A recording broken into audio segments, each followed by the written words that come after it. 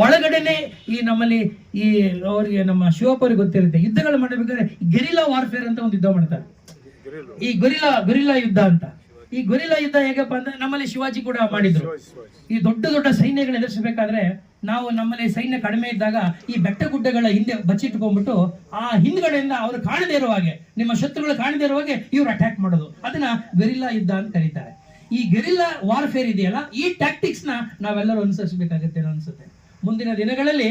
ಯಾಕೆಂದ್ರೆ ಈ ಜಾತಿ ಅಥವಾ ಅಸ್ಪೃಶ್ಯತೆ ಅನ್ನೋದು ನಮಗೆ ಕಣ್ಣಿಗೆ ಕಾಣದೇ ಇರುವಂತ ಶತ್ರು. ಈ ಶತ್ರುವನ್ನ ಪತ್ತೆ ಹಚ್ಚೋದೇ ಬಹಳ ಕಷ್ಟ.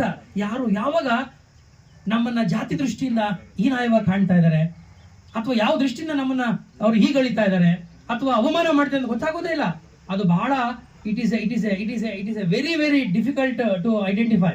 ಅವ್ರದ್ದು ಒಂದು ಸ್ಟ್ರಾಟಜಿ ಮಾಡ್ಕೊಂಡಿರ್ತಾರೆ.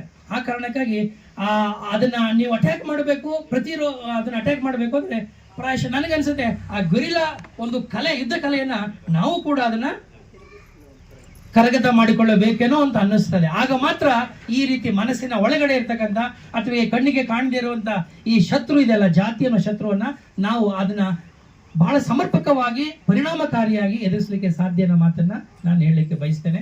ಈಗಾಗಲೇ